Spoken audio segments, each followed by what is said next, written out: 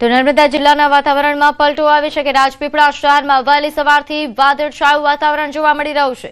ડેડિયાપાડા, સાગબારા સહિત રાજપીપળા શહેરમાં ધીમી ધારે વરસાદ નોંધાયો।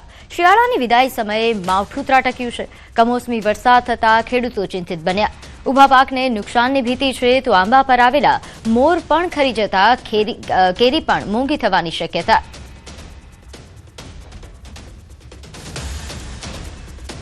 તો કમોસમી વરસાદથી હાલ ઉભા પાકને નુકસાનની ભીતિ છે, ખાસ કરીને આંબા કે જેના મોર ખરી પડ્યા છે, જેના કારણે હવે કેરી મોંઘી થાય તેવા પ્રકારની શક્યતાઓ વ્યક્ત થઈ રહી છે, કારણ કે કેરીનું ઉત્પાદન ખૂબ જ ઓછું થશે।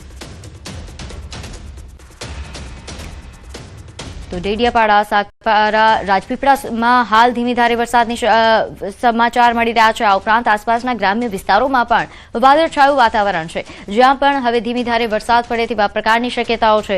કમોસમી વરસાદના કારણે હાલ ખેડૂતો ચિંતિત બન્યા છે, ખાસ કરીને ઉભા પાકને નુકસાનની ભીતિ છે। આ ઉપરાંત આવા બદલાતી ઋતુઓના કારણે રોગચાળો પણ ફેલાય તેવા પ્રકારની શક્યતા છે। તો વાદળછાયા વાતાવરણ વચ્ચે હાલ જે રીતે પરિસ્થિતિ સર્જાઈ છે, માવઠાનો માર જે હાલ જાણવા મળી રહ્યો છે, ખાસ કરીને જો વાત કરવામાં આવે નર્મદાના દ્રશ્યો આપ જોઈ રહ્યા છો, જ્યાં માવઠું નોંધાયું, જ્યાં પણ ગ્રામ્ય વિસ્તારોમાં વરસાદ નોંધાયો છે। આ ઉપરાંત જે રીતે અંબાલાલ પટેલ દ્વારા આગાહી કરવામાં આવી હતી તે પ્રકારે ઘણા એવા વિસ્તારો છે કે જ્યાં વરસાદ પડ્યો હતો। જૂનાગઢના વિસાવદરમાં વરસાદ નોંધાયો। આ ઉપરાંત રાજપીપળા સહિતના આસપાસના જે વિસ્તારો છે ત્યાં વરસાદ નોંધાયો હતો, જેના કારણે ખેડૂતોને નુકસાનની ભીતિ છે। ઘણા ઉભા પાક કે જેમાં નુકસાન થવાની ભીતિ વ્યક્ત કરવામાં આવી રહી છે, ખાસ કરીને સૌરાષ્ટ્રમાં ઘઉં અને ચણામાં નુકસાનની ભીતિ છે। આ ઉપરાંત તુવેરનો પાક જે હવે તૈયાર થઈ ચૂક્યો છે તેને પણ અસર થઈ શકે તેવા પ્રકારની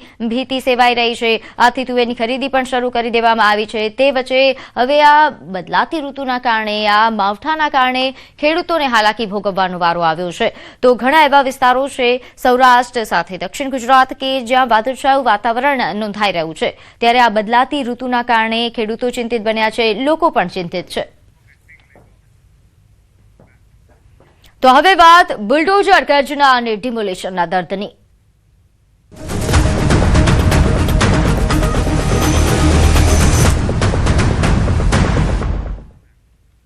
રાજકોટના ઇતિહાસનું સૌથી મોટું ડિમોલેશન, જંગલેશ્વરના અસરગ્રસ્ત લોકોનું દર્દ છલકાયું। ન્યૂઝ 18 ગુજરાતી સમક્ષ તેમણે વ્યથા ઠાલવી। અસરગ્રસ્તોએ કહ્યું કે અમે 40 વર્ષથી અહીંયા રહીએ છીએ, અમારી નજરની સામે જ આખું મકાન તૂટી ગયું। આખી રાત અહીં ઉજાગરો કરવા છતાં કોઈ વ્યવસ્થા નથી થઈ, અમને કોઈ રૂમ પણ ભાડે મળતો નથી। સરકારને વિનંતી કરીએ છીએ કે અમને વૈકલ્પિક વ્યવસ્થા કરી સામાન રાખવાની વ્યવસ્થા કરી આપે। નોંધનીય છે કે જંગલેશ્વરમાં હાલ ઘણા એવા બાંધકામો છે, મિલકતો છે જે તોડી પડાય છે। હજુ પણ ઘણા બાંધકામો બાકી છે। 1400થી વધુ મિલકતોનું ડિમોલેશન થવાનું છે। 700થી વધારે મિલકતોનું ડિમોલેશન થઈ ચૂક્યું છે। અમુક મિલકતો સ્વેચ્છાએ ડિમોલેશન કરવામાં આવી છે, પરંતુ ઘણા એવા મિલકતધારો છે કે જેમણે હાલાકી ભોગવવાનો વારો આવ્યો છે, કારણ કે તેમની પાસે હવે અન્ય કોઈ વ્યવસ્થા નથી। આખી રાત તેમણે ઉજાગરો કરી, તેમ છતાં તેમને કોઈ વ્યવસ્થા નથી મળી, કોઈ રૂમ આપવા તેમને તૈયાર નથી। તેના કારણે હાલ તેઓ વ્યથિત થયા છે અને સરકારે વિનંતી કરી રહ્યા છે કે તેમને કોઈ વૈકલ્પિક વ્યવસ્થા કરી આપવામાં આવે, તેમના સામાન રાખવાની વ્યવસ્થા કરી આપવામાં આવે તેવી માંગ કરવામાં આવી રહી છે। ત્યારે આ તમામ અસરગ્રસ્તો જે હાલ પોતાનું દર્દ અને વ્યથા ઠાલવી રહ્યા છે। મારું આખું મકાન પડે છે, મારે 4 છોકરીઓ હારે હોય કે 2 જણા, એના પપ્પા અત્યારે સિવિલ દવાખાના બલુંગ બેહાર્યું છે। અમારી હાવ તમે કયો ને, અમે રોઈને મરી જાય તો અમારો ક્યાંય દીકરો મારે નથી। અમે અત્યારે પાડોશીના ઘરે સામે સામાન નાખ્યો, અમને મકાન 2 દીમાં કોણ દે ભાઈ? હું રોવ તો મરી જાવ તો મને મારી દીકરી હેરાન થઈ જાય। અત્યારે ઘર વિનાના થઈ ગયા, અત્યારે હાલત તો ખૂબ બેકાર। માં પપ્પા અત્યારે રોવા બેઠા, આખા મજૂરી કામ કરીને અમે કામ કરી, હવે ઘર નથી, અમે બેઘરી, ક્યાંય રહેવાની જગ્યા નથી, ક્યાંય રૂમ મળતા નથી। ભાઈ મકાન પડી રહ્યું છે, હવે અમે સરકાર પાસે બીજું તો કઈ કરી શકી એવું છે નહીં। અમે છે નાના માણસો, અમે કરી તો શું કરી? હવે સરકાર એક અમારી મદદ કરે. અત્યારે રોડ ઉપર બધા મકાનમાં લબાચા સાઈડમાં રાખ્યા છે. તો તમે અત્યારે અમને તાત્કાલિક ફ્લેટ બંધ સરકારી પડ્યા છે, એમાં આ લોકોને સમાન રાખવા દો અને એ લોકો રોટલી ભેગા થાય, ખાવા ભેગા થાય. કોઈને ગાંડા છોકરા છે, કોઈને બીમાર છે, કોઈને વિધવા માણસ છે. રાજકોટના ઇતિહાસનું સૌથી મોટું ડિમોલેશન અત્યારે જંગલેશ્વર ખાતે થઈ રહ્યું છે. અહીંયા 1400 થી પણ વધુ બાંધકામ છે આજે તોડી પાડવામાં આવશે. અત્યારે પણ આ કામગીરી છે તે હાથ ધરવામાં આવી રહી છે. આપ દ્રશ્યોમાં પણ જોઈ શકો છો કે જે રીતે આ બાંધકામ છે, આ દુકાન છે, દુકાનને અહીંથી જેસીબીની મદદથી જે છે એ તોડી પાડવામાં આવી રહ્યું છે. ખાસ કરીને જે રીતના વાત કરવામાં આવે તો હાલ જે રાજકોટ શહેર છે ત્યાં છેલ્લા 3 મહિના જેટલા સમયથી જે સ્થાનિક લોકો છે તેમને નોટિસ આપવાની કામગીરી હાથ ધરવામાં આવી હતી. અંતિમ નોટિસ છે તે 2 દિવસ પહેલા આપવામાં આવી હતી અને હાલ જે રીતના વાત કરવામાં આવે તો છેલ્લી 48 કલાકથી સ્થાનિક લોકોને સતત સમજાવવાના પ્રયાસો હાથ ધરવામાં આવ્યા હતા. તેઓ આ જે છે બાંધકામ જે ખાલી કરે 1400 માંથી 1000 થી પણ વધુ લોકો છે તેમણે જે છે બાંધકામો દૂર કરી જે લોકો છે તેમને સ્વેચ્છાએ મકાન ખાલી કર્યા છે. અત્યારે 64 થી વધુ જેસીબી, 90 થી વધુ tractor, 7 Hitachi machine, 5 breaker, 45 gas cutter machine, 14 dumper તેમજ 260 થી વધુ મશીનરી દ્વારા આ જે છે આ કામગીરી હાથ ધરવામાં આવી રહી છે. ખાસ કરીને જે રીતના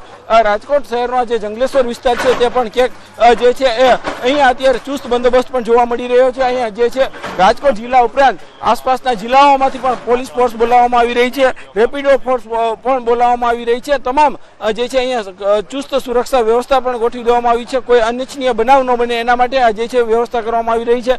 ખાસ કરીને રાજકોટનો જંગલેશ્વર વિસ્તાર છે તે ખૂબ જ જે છે કુખ્યાત પણ માનવામાં આવે છે, કેમ કે અહીંયા અનેક ભૂતકાળમાં હિસ્ટ્રી સીટરો જે છે અહીંથી બહાર આવી ચૂક્યા છે. કેટલીક દેશદ્રોહી પ્રવૃત્તિ કરનારા શખ્સો પણ અહીંયા રહેતા હોવાનું ભૂતકાળમાં સામે આવી ચૂક્યું છે. અત્યારે હાલ જે છે અહીંયા દાદાનું બુલડોઝર છે તે ફરી વળ્યું છે. હાર્દિક જોશી, ન્યૂઝ 18 ગુજરાતી, રાજકોટ.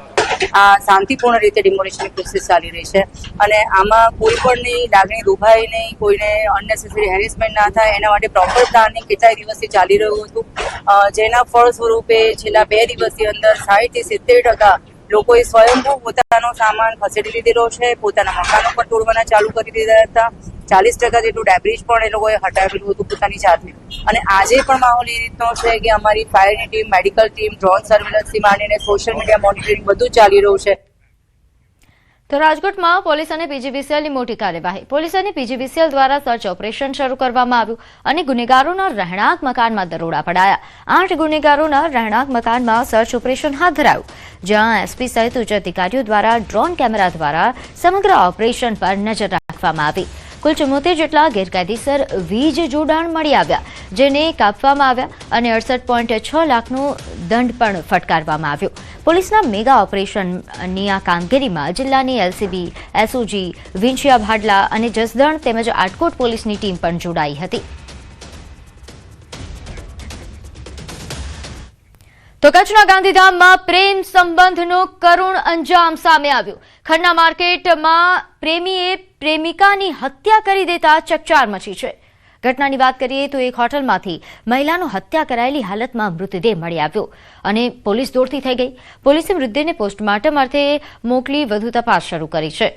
પોલીસે હોટલના સ્ટાફની પૂછપરછ કરતા સામે આવ્યું કે ગઈકાલે એક શખ્સ મહિલા સાથે આવ્યો હતો અને બંને હોટલમાં રૂમ લઈને રોકાયા હતા, પરંતુ થોડા સમય બાદ તે શખ્સ ત્યાંથી ફરાર થઈ ગયો. હોટલ સ્ટાફના નિવેદન બાદ પોલીસે આરોપીને પકડવા માટે ચક્રો ગતિમાન કર્યા, જે બાદ પોલીસે આરોપીની ધરપકડ કરી. આરોપીની પૂછપરછમાં ખુલ્યું કે મહિલાના અન્ય યુવક સાથે સંબંધ હોવાની શંકા હતી, જે શંકાના આધારે બંને વચ્ચે ઝઘડો થયો, જે બાદ આરોપીએ ઉશ્કેરાઈને મહિલાને મોતને ઘાટ ઉતારી દીધી. દિલીપભાઈ રેવાભાઈ રાઠોડ તથા મરણ જનાર યુવતી પ્રેમ સંબંધમાં હતા તથા આ સંબંધ અંતર્ગત ગઈકાલે બપોરે 12:30 અરસામાં આ આરોપી તથા યુવતી એ હોટલ મહાદેવ ખાતે મળેલા.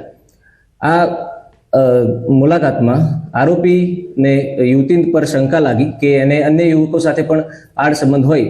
આ શંકા હેઠળ એને એ યુવતીને ગળે ફાંસો આપીને એનું મૃત્યુ નિપજાવેલ છે. પોલીસની ટીમે આરોપીને ઝડપી પાડેલ છે. આગળ વાત કરીએ, 12 જિલ્લામાં 1 વાગ્યા સુધી યલો એલર્ટ જાહેર કરવામાં આવ્યું છે. જામનગર, ગીર સોમનાથમાં વરસાદની આગાહી છે. અમદાવાદ, ગાંધીનગર, સાબરકાંઠામાં પણ આગાહી વ્યક્ત થઈ છે. તો દાહોદ, વડોદરા, છોટાઉદેપુરમાં પણ યલો એલર્ટ જાહેર કરાયું છે. ભરૂચ, સુરત, નર્મદા અને તાપીમાં પણ માવઠાની આગાહી છે. તો હાલ રાજ્યમાં વાતાવરણમાં જે પ્રકારે પલટો નોંધાયો છે તેના કારણે આ પ્રકારની આગાહી વ્યક્ત કરવામાં આવી છે.